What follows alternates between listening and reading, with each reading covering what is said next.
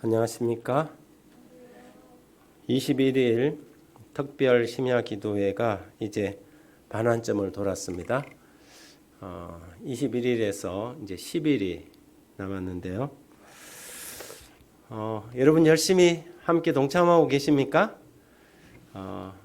뭐 이렇게 예배가 있는 날은 우리가 같이 예배를 이렇게 말씀을 듣지만 주중에는 저희 집사람하고 저하고 땅을 올라와서 집사람 반주하고 여기에 100명의 사람이 있다 생각하고 제가 설교를 하고 있습니다. 그러나 그 온라인으로 우리 방송을 통해서 보통 뭐 이렇게 30명이 넘는 분들이 이렇게 동참하고 계신 것 같아요. 그래서 또 거기에 가족들이 동참하면 많은 분들이 함께 하리라 생각, 믿음을 가지고 100 성도가 함께 연합해서 기도하는 기도를 하나님께서 들어주시리라고 생각합니다. 우리 그리스도인들은 원하는 일이 있을 때 기도만 하고 기도만 하는 사람들이 되어서는 안 됩니다.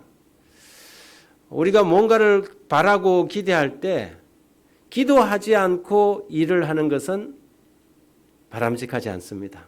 그렇죠? 우리는 기도하면서 얻고자 하는 그 일을 위하여 최선의 노력을 다해야 합니다. 이것이 그리스도인들이 기도와 사역에 대한 자세입니다. 하나님께서 기도만 하면 하나님께서 내가 할 일까지 다 해주겠지? 잘못된 생각이죠. 그런데 내가 열심히만 하면 뭐 기도 같은 거 하지 않아도 되겠지? 잘못된 생각입니다. 그러나 우리는 기도하면서 최선의 노력을 다할 것이고 우리가 해야 하는 최선의 노력을 다하고 하나님께서 그 기도에 응답하실 것을 우리는 믿을 것입니다. 2021년 10월 18일부터 23일까지 북아시아 태평양 지회 김건 목사님을 모시고 우리는 후반기 예언 전도 세미나를 이곳 이 세울산 교회 현장에서 가지게 될 것입니다. 지금 거의 200명에 가까운 영혼들의 이름이 생명나무의 이파리로 붙어 있습니다. 저 이파리에서 꽃이 피고 열매가 맺기를 간구하고 있습니다. 오늘은 이방 왕의 간증이라는 제목으로 다니엘 4장을 한번 살펴보고자 합니다. 다니엘 전체에 있어서 다니엘 4장은 꽤 중요한 위치를 차지하고 있습니다. 선지자도 아니고 유대인도 아니고 히브리인도 아닌 이방의 왕 느부갓네살 왕의 간증이 거기에 기록되어 있습니다. 여러분 간증은 대부분 누가 합니까? 믿는 사람들이 하잖아요. 그런데 다니엘 4장의 간증은 다니엘의 간증도 아니고 다니엘의 친구들의 간증도 아니고 느부갓네살 왕의 이방 왕의 간증입니다. 우리는 하나님께서 역사의 주인이심을 다니엘서 2장을 통하여 보게 되었습니다. 그리고 어떤 어려운 어떤 형편에 처하든지 간에 우리가 하나님 앞에 신실하게 그분을 믿고 나아가면 하나님께서는 우리 고난 가운데 함께 하실 것을 3장에서 확인하게 되었습니다. 우리는 이제 4장에서 이방 왕을 변화시키시고 그를 구원하시는 하나님의 사랑을 목격하게 됩니다. 여러분 느부갓네살 왕은 어떤 사람입니까? 느부갓네살 왕은 한마디로 악하고 교만한 사람이었습니다. 다니엘 1장에 그 지독한 우상 숭배자인 이 느부갓네살 왕은 하나님의 도성 예루살렘을 무너뜨리고 성소를 더럽힌 사람이었습니다. 다니엘 2장에서는 그가 자기의 꾼 꿈을 알아맞추지 못한다고 바벨론에 있는 모든 박사들을 다 죽이라고 할 만큼 아주 잔혹한 왕이었습니다. 느부갓네살은 참으로 악한 사람이요 교만한 사람이요 그런 사람은 세상에도 없을 만큼 자만심이 강한 사람이었습니다. 그래서 어떻게 보면 느부갓네살이야말로 구원받기에 가장 적합하지 않는 사람입니다. 그런데 하나님께서 그 교만한 느부갓네살 왕을 다니엘 1장에서 4장까지 계속해서 권면하시고 마침내 30년 만에 그의 영혼을 회심시키는 놀라운 역사를 우리는 다니엘 4장에서 목격하게 됩니다. 여러분, 다니엘서의 1, 2, 3, 4장까지 가장 많이 나오는 사람이 누구냐면 느부갓네살 왕입니다. 다니엘 1장에도 느부갓네살 왕이 나와요. 2장에도 꿈을 꾼 주인공이 누구였어요? 느부갓네살 왕이었어요.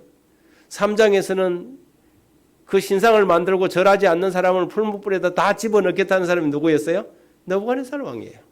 이런 다니엘 1장, 2장, 3장, 4장까지 어떤 때는 다니엘이 나오고 3장에는 다니엘 안 나옵니다. 그렇죠? 그래서 마치 주인공이 느부갓네살 같아요.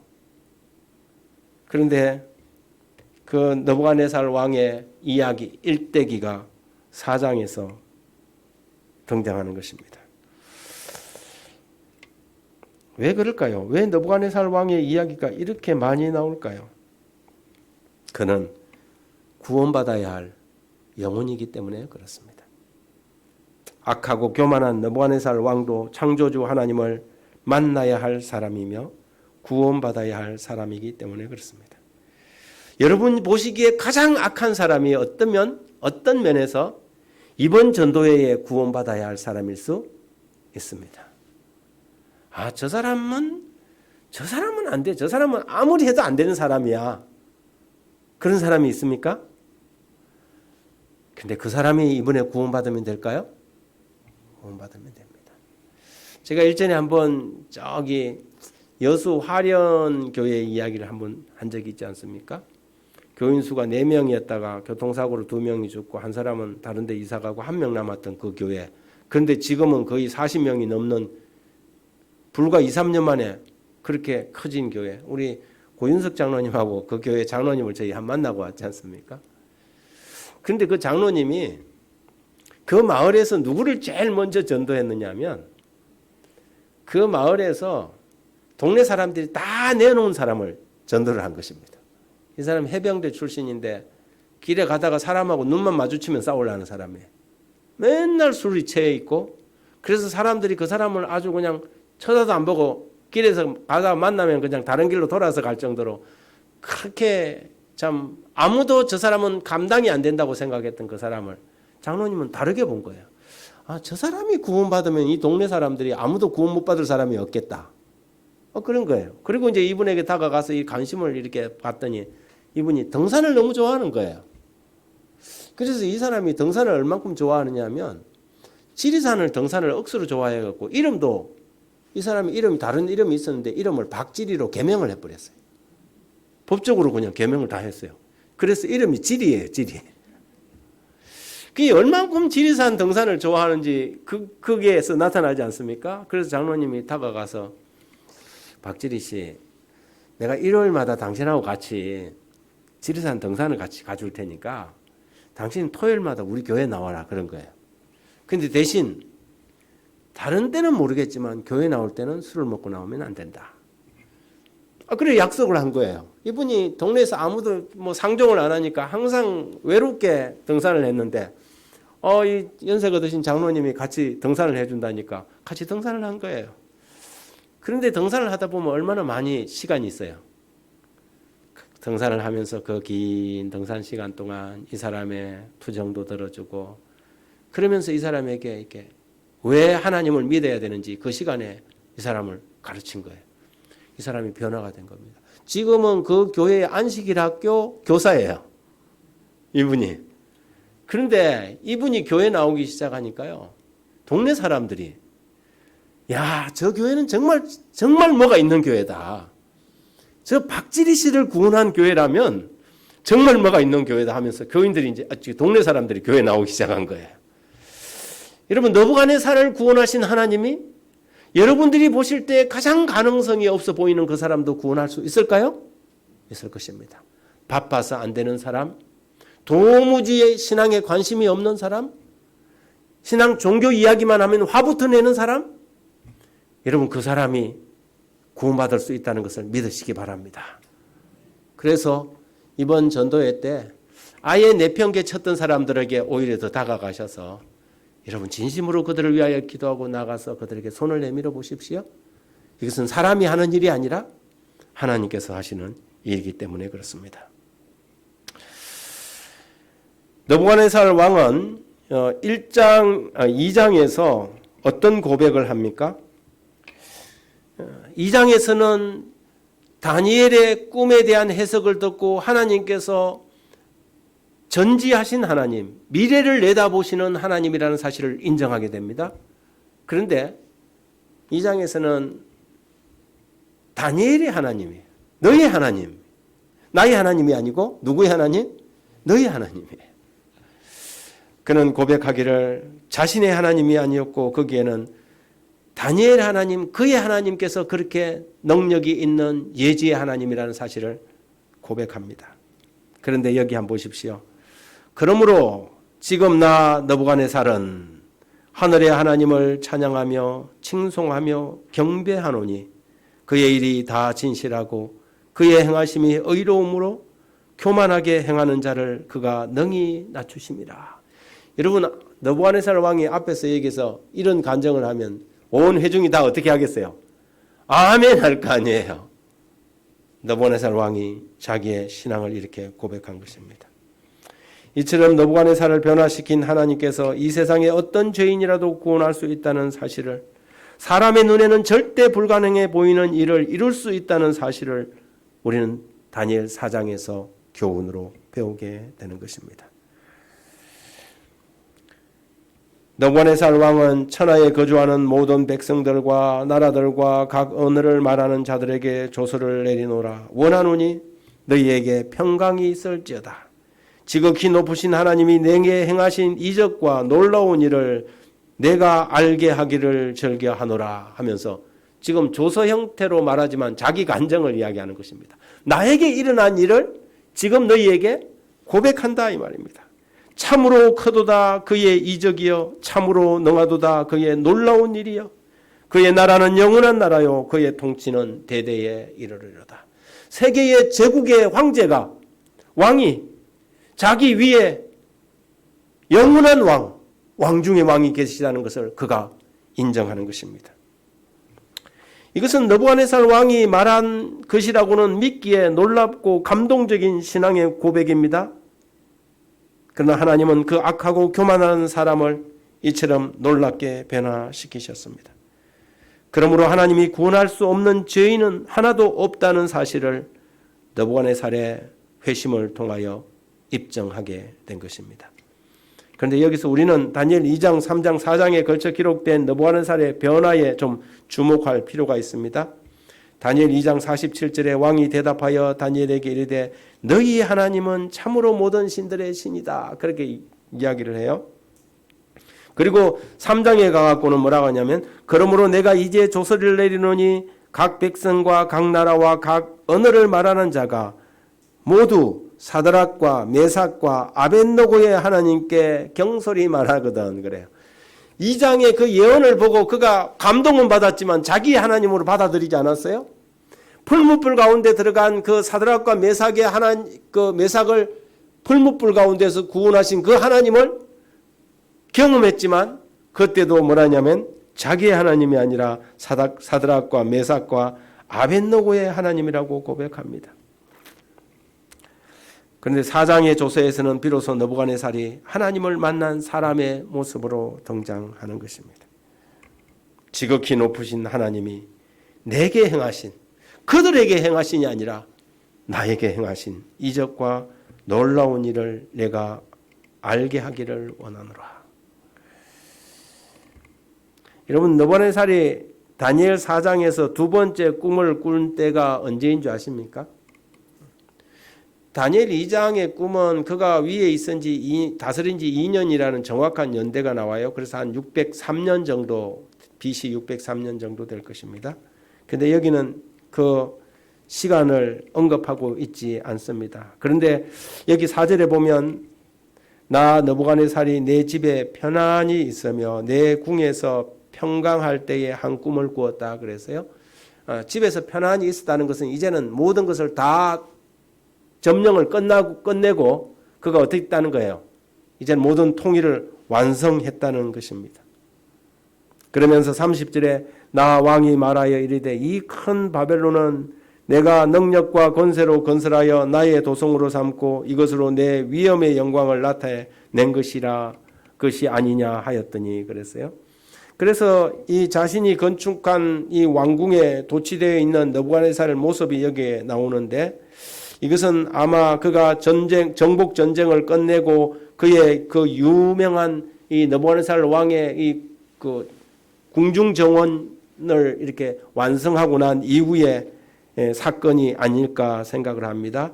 그렇게 봤을 때에 아마 기원전 575년경으로 학자들은 추정합니다. 기원전 575년이면 18살에 끌려갔던 다니엘은 약 50세 안팎의 나이가 되었을 것입니다. 느부갓네살이 꿈을 꾼 이 10절부터 17절에 그 꿈이 기록되어 있는데 14절에 보면 그가 소리질러 이처럼 이르기를 그 나무를 베고 그 가지를 자르고 그 잎사귀를 떨고 열매를 해치고 짐승들을 그 아래에서 떠나게 하고 새들을 그 가지에서 쫓아내라.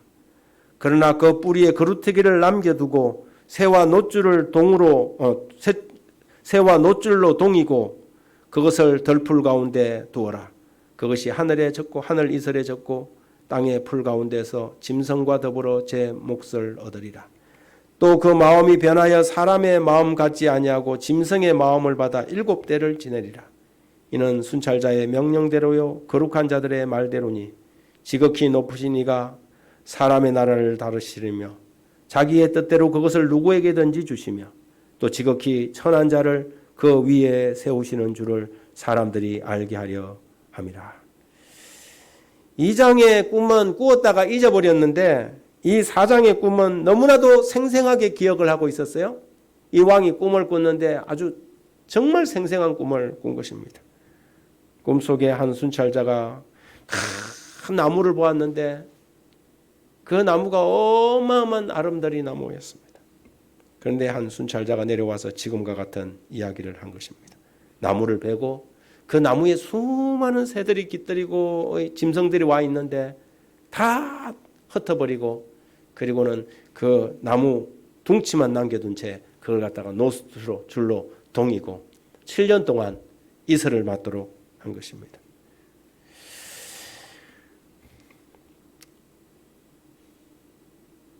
그리고 난 다음에 그 후에 다니엘이 내 앞에 들어왔으니 그는 내 신의 이름을 따라 벨드사살이라 이름한 자요 그 안에는 거룩한 신들의 영이 있는지라 내가 그에게 꿈을 말하여 이르되 박수장 벨드사살아 내 안에 거룩한 신들의 영이 있은즉 어떤 은밀한 것이라도 내게 어려울 것이 없는 줄을 내가 아노니 내 꿈에 본 환상을 해석해서 내게 말하라 그래요.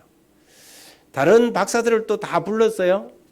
그래갖고 이렇게 해석을 하라니까 해석을 하는 사람이 한 명도 없었어요. 지난번에는 꿈을 이야기하지 않아서 해석을 못했어요. 근데 이번에는 꿈을 다 이야기했는데도 해석을 못하는 거예요. 왜 그럴까요? 지난번 꿈만 이야기하면 우리가 다 해석해 준다 그랬잖아요. 근데 이번에는 꿈을 다 이야기했는데도 뭐 이 두 가지로 추측할 수 있습니다. 진짜 꿈을 해석할 수 없는 어려운 꿈이었거나 두 번째는 내용을 보니까 느부갓네살에 관한 이야기 같은데 그걸 말하려니까 이건 자기 목이 어떻게 되겠어요? 생각 날아갈 것 같은 그런 이 불안함이 있으니까 입을 닫았을 수도 있습니다. 어쨌든 간에 아무도 그 왕의 꿈에 대하여 해석을 하려고 나서는 사람이 없었습니다. 왕은 다시 다니엘을 불렀습니다. 모든 이 지도자들, 지혜자들의 아버지가 되는 다니엘을 불렀습니다. 그런데 다니엘은 그 이야기를 듣고 참 번민했습니다. 왜냐하면 그것이 왕에게 참으로 불행한 어떻게 보면 흉몽이잖아요. 흉몽. 그런데 다니엘은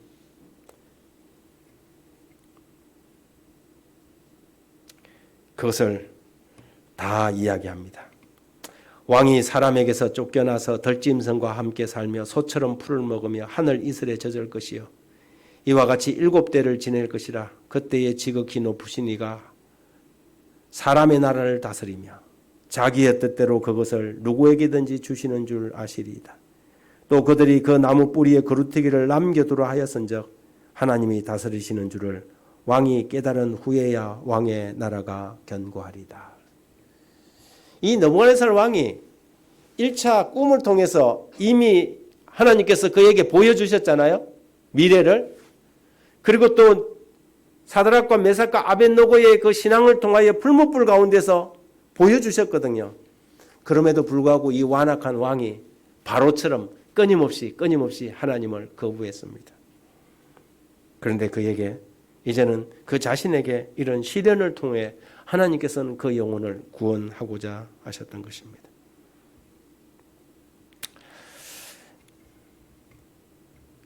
다니엘은 그 해석을 왕에게 말하고도 살아남을 수 있을까요?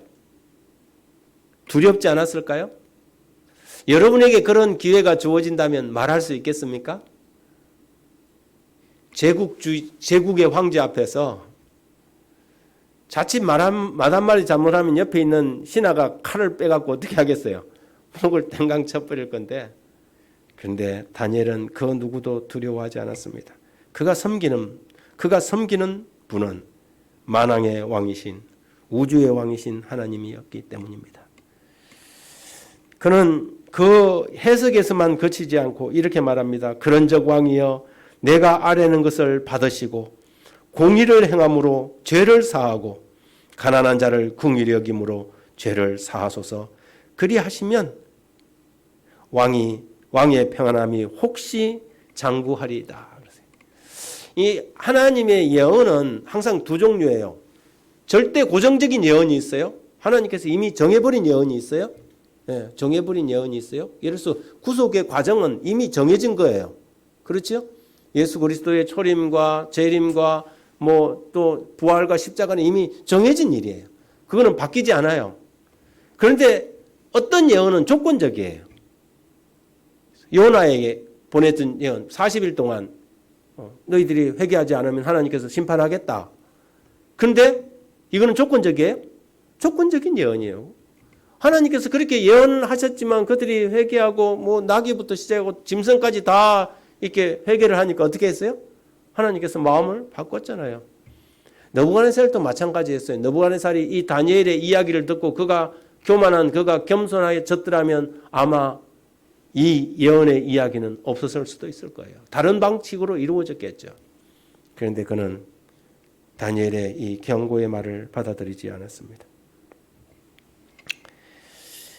그 다음에 보면 28절에 이 모든 일이 다 느부갓네살에게 임하였느니라 자기가 그렇게 고백을 하는 것입니다. 심판에 대한 예언이 주어진 지 12달 후에 느부갓네살은 왕궁 지붕을 거닐면서 이렇게 말합니다. 이 큰 바벨론은 내가 능력과 권세로 건설하여 나의 도성으로 삼고 이것으로 내 위엄의 영광을 나타낸 것이 아니냐. 이러한 느부갓네살의 교만이 왜 심판을 받아야 하는 죄인지 아십니까? 그것은 다니엘 2장 37절 38절의 그 이유를 이렇게 설명합니다. 왕이여 왕은 여러 왕들 중에 왕이시라 하늘의 하나님이 나라와 권세와 능력과 영광을 왕에게 주셨다 그랬거든요. 여러분 이것은 하나님께서 주신 건데 그것이 마치 자기에게 있는 것처럼 그가 하나님을 인정하지 않고 교만하게 행했던 것입니다. 이 큰 바벨론은 내가 큰 능력과 권세로 건설하여 나의 도성으로 삼고 이것으로 내 위엄의 영광을 나타내는 것이 아니냐. 이 짧은 구절 안에 내가란 말이 3번이나 들어가고 있습니다. 자기 자랑, 자기 만족, 자기 주장, 자기 생각으로 가득 차 있는 이 왕은 마침내 하나님의 심판을 받은 것입니다. 이 모든 세상의 진짜 주인이 하나님인 것을 잊어버리고 마치 자신이 주인으로부터 받은 사명과 책임은 다 잊어버리고 자기가 주인인 것처럼 행사할 때 하나님께서 그를 묵과할 수 없었습니다. 그래서 그는 7년 동안 짐승으로 살 것이었습니다. 이 보안트로피라는 이 질병이 있는데 이거는 자기가 소인 줄 알고 풀을 뜯고 그런 이 질병이 있어요. 여러분 인터넷에 가서 한번 딱 쳐보시면 이 질병이 나옵니다. 누가 이 병에 걸렸냐면 느부갓네살 왕이 이 병에 걸린 거예요. 자기가 소인 것을 짐승으로 생각을 하는 거죠. 그래서 그가 뭐 아마 왕궁 어느 곳에 유폐가 돼 있었을 거예요. 그가 항상 거기 가고 뭐 옷도 벗어 던지고 일종의 이제 정신병이죠. 옷도 벗어 던지고 그래서 그가 이슬을 맞고 풀을 뜯어먹고 소처럼 행동을 하게 됩니다. 그리고 34절에서 36절에 이렇게 기록합니다. 기한이 참에 나 느부갓네살이 하늘을 우러러 보았더니 내 총명이 다시 내게로 돌아온지라 이에 내가 지극히 높으신 이에게 감사하며 영생하시는 이를 찬양하고 경배하였나니 그 권세는 영원한 권세요 그 나라는 대대에 이르리로다. 땅의 모든 사람들을 없는 것 같이 여기시며 하늘의 군대에게든지 땅의 사람에게든지 그는 자기 뜻대로 행하시나니 그의 손을 금하든지 혹시 이르기를 내가 무엇을 하느냐 할 자가 없도다. 그때에 내 총명이 내게로 돌아왔고 또 내 나라의 영광에 대하여도 내 위엄과 광명이 내게 돌아왔고 나의 모사들과 관원들이 내게 찾아오니 내가 내 나라에서 다시 세움을 받고 지극한 위세가 내게 더하였느니라. 아마 7년 동안은 누군가가 이 대왕이죠. 뭐 바벨론을 통일한 대왕이니까 이 느부갓네살 대신 섭정을 하였을 수도 있겠죠. 그의 아들이 했거나 누군가가 했을 것입니다. 그러나 이 7년 동안 이 왕은 짐승과 같은 7년의 세월을 보냈습니다. 그가 때가 차고 난 다음에 하나님을 인정하고 하나님께서 누구에게든지 줄 수 있는 이 사실을 그가 뭐 하냐면 인정을 하게 됩니다. 여러분 우리가 인생을 살아가면서 우리가 얻은 우리가 가진 우리의 모든 것들이 하나님으로부터 온다는 사실을 잊어버리면 우리는 이 느부갓네살처럼 짐승과 다를 바 없는 인생을 살 수밖에 없다는 사실을 배우게 됩니다. 기원전 605년에 시작된 느부갓네살 왕에 대한 구원 사업이 비로소 575년에 완성이 되었습니다. 30년 동안 하나님은 쉬지 않고 일하셨습니다. 끊임없이 이 불의하고 교만하고 완악한 왕에게 호소하셨습니다. 하지만 회개를 강요하지 않으셨고 그 긴 세월 동안 그를 인내하시며 기다려 주셨습니다. 그리고 마침내 이 완악하던 교만한 느부갓네살이 회심하고 구원을 받은 고백이 다니엘 4장에서 기록된 것입니다. 우리는 느부갓네살을 구원하신 하나님을 찬양합니다.